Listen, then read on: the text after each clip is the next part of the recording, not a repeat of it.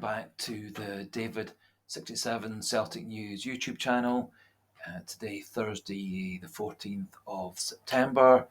Our next league game against Dundee just a couple of days ago, and Celtic women last night won 3-2 against Hearts in rather atrocious conditions, and we'll be covering those two aspects today, as well as an update on rather shocking injury news and some better news from the training pitch today, and media interviews with Luis Palma and Phillips.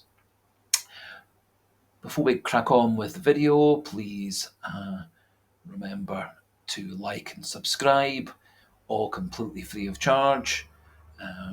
However, clicking the like, clicking the subscribe buttons does boost me up all the various different YouTube ratings, gets my videos seen by more people, makes me happier, and shares some of my views and opinions based on 50 years of supporting Celtic with the world. So, as I was saying, major news coming out of Celtic today is that further tests on Liel Abada are suggesting that his quadriceps thigh injury, rather than being a 1 month injury, may be now up to 5 months. Initial assessments in Israel and in Glasgow had this as a minor quadriceps thigh problem. However, further information coming out of Israel, primarily the Israeli manager and international federation, is that Abada is due further scans in a couple of days' time, and it is feared that the injury is more severe and will keep him out for the whole of 2023, and would not be back fit to play until February or March of 2024. If the injury is an injury that's going to last 5 months, this would suggest it's either a severe quadriceps muscle tear, or more likely that there is a tear in the quadriceps tendon, as that typically would need surgery rather than simply physio rehabilitation and re-strengthening. Whether this is a quadriceps tendon tear will be confirmed on the scan, which is said to be occurring in the next 48 hours. These news stories have come out via the Israeli manager and the Israeli Federation, rather than being directly released by Celtic itself. This obviously would be very difficult for Celtic, given that he was included in the Champions League squad, and Marco Tilio was not included in the squad, and Tilio would appear to be one of the three alternatives to Liel Abada on the right, unless they decide to switch Maeda to the right to use Luis Palma on the left.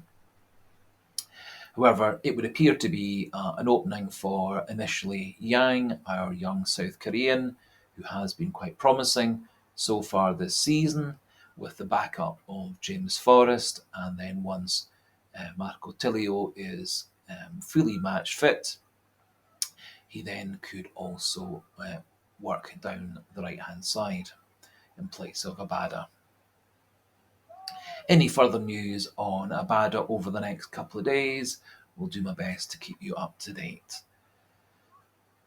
Pictures from Lennoxtown this morning show that all of Celtic's players away on international duty are back into training, except for Luis Palma, who is still flying back from his Honduras international duty, but he is expected to be back in training fully tomorrow, Friday.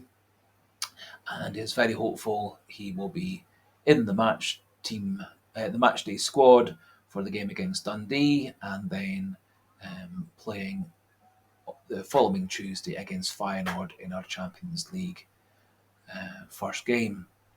He had a good international break with Honduras, scoring in the second match, which was a 4-0 win for Honduras over Grenada. Also coming out of Celtic today were that both Marco Tilio and Mikey Johnston are back into training fully on the grass and working their way back towards match fitness. I think personally, Tilio is going to be a much, much more important player than Mikey Johnston. Mikey Johnston's always been one of these players who's kind of flattered to deceive, some good touches, some terrible misses, some terrible performances, and has spent pretty much as much of his time at Celtic injured as he has on the pitch. However, he did show good flashes of form on loan in Portugal last season and did have a good international debut last year also. Also, yesterday, Nat Phillips was taking part in a press conference for Celtic, and he was indicating that he is now back to full match fitness. He's had a very important 10 days working with the Celtic management and coaches, and is expected to be in the matchday squad for the Dundee match on Saturday and Tuesday against Feyenoord. I suspect, even though Liam Scales had an especially good game against Rangers before the international break, that Rodgers will likely go with Lagerbielke and Phillips as the central two in the back four.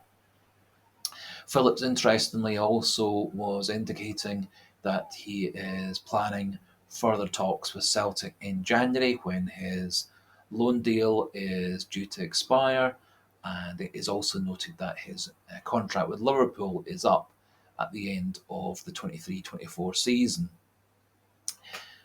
And there is speculation that in January that his loan deal will be converted to a transfer, either for a lower fee from Liverpool or simply freedom of contract move at the end of the 23-24 season. One stumbling block would be that his wages at Liverpool are said to be £60,000 a week, which would make him approximately double what Callum McGregor is on, and around 3 times as much as CCV. And so he may well need to take quite a considerable cut in salary to fit into Celtic's wage structure. However, I would fully welcome an experienced player of good quality, such as Nat Phillips, to join CCV, Navrocki, and Lagerbielke in central defence. I think it's important to have several options to cover injuries and suspensions, as is obviously the case at the moment, where our cupboard is a little bit bare due to the injuries to Welsh, CCV, and Navrocki. Also, in media interviews, Luis Palma has said that he has been made fully welcome by his teammates at Celtic, and his only struggle has been with the weather, but is fully looking forward to getting back into training on tomorrow, Friday, and then making his full debut on Saturday, and then in the Champions League a couple of days later, 3 days later. I think Luis Palma could well be a very special player for Celtic, and has a lot of the skills required to do well in Scottish football, and I think he is a close copy of what we had with Jota, and what's more, has a good ability to work down the middle and cut inside to play as a striker or second striker alongside Kyogo.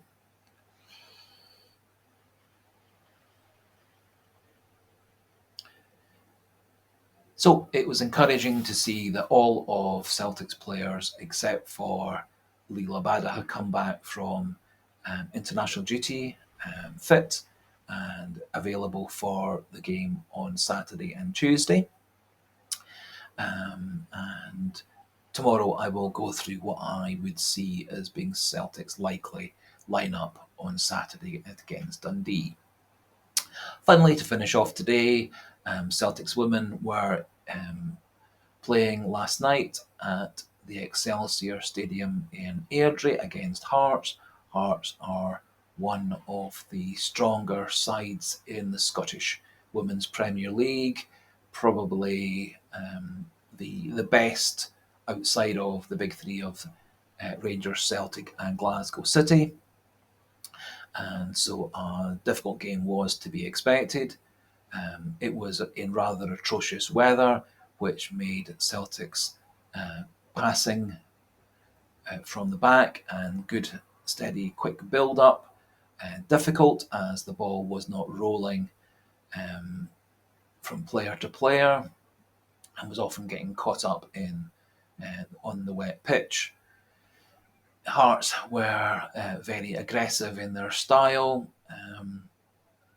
playing much more direct football, and managed to go 2-0 up after 8 minutes.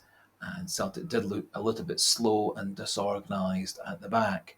However, following that, Chloe Craig, Caitlin Hayes, and Kelly Clark all very much got on top of things, organised things far better, looked much stronger, and Celtic got back into the game. Caitlin Hayes scored in 10 minutes with a header, and then after a very clever interchange between Shen Menglu and Paula Partido, Partido scored the equaliser in the 34th minute. Celtic were pretty much on top for the whole of the game from the 8th minute onwards, and could well have scored several more goals, but a lot of shots were just missing the target, or were blocked by the Hearts defenders. Celtic did bring on at half time Celia Barclay and Kit Lefersky. Kit Lefersky having been injured in the game against Vålerenga on Saturday, and she did show some good touches but did look under par, but hopefully she'll be fully fit for the next match on Sunday. Celtic did eventually go ahead 3-2 with a good header by Shen Menglu, one of our two Chinese players, to take the lead 3-2. Hearts continued their rather aggressive, harrying style of football, packing the defence and packing the midfield, and hoping to hit Celtic on the break. There were one or two rather bad-tempered exchanges and some rather nasty fouls, which the referee eventually did get on top of, and in the end sent off one of the Hearts players with a few minutes to go. Celtic's players did look rather fatigued physically and mentally, and so Fan Alonso, the manager, did make several substitutions. Key players, I think, yesterday night, as usual, Caitlin Hayes and Kelly Clark, and I thought also that Colette Kavanagh played well in midfield. And Paolo Partido seemed to show a lot of flexibility, playing a number of different roles, starting off what appeared to be more of a wide midfield role, then playing more centrally, and then in the second half played as one of the two central strikers. So an encouraging win for Celtic. They are lying in second place, but have a game in hand and have maintained their 100% Scottish Women's Premier League record. And will be playing again at the weekend against Aberdeen, a game which also will be on BBC Alba live for those who want to watch. So that about brings us to the end of today's video. Rather disappointing news that Liel Abada might well be out with his quadriceps thigh injury until February or March of 2024, but hopefully his scan won't be quite so severe when it occurs in a couple of days' time. So thanks for watching, thanks for listening, and until tomorrow, goodbye and hail, hail.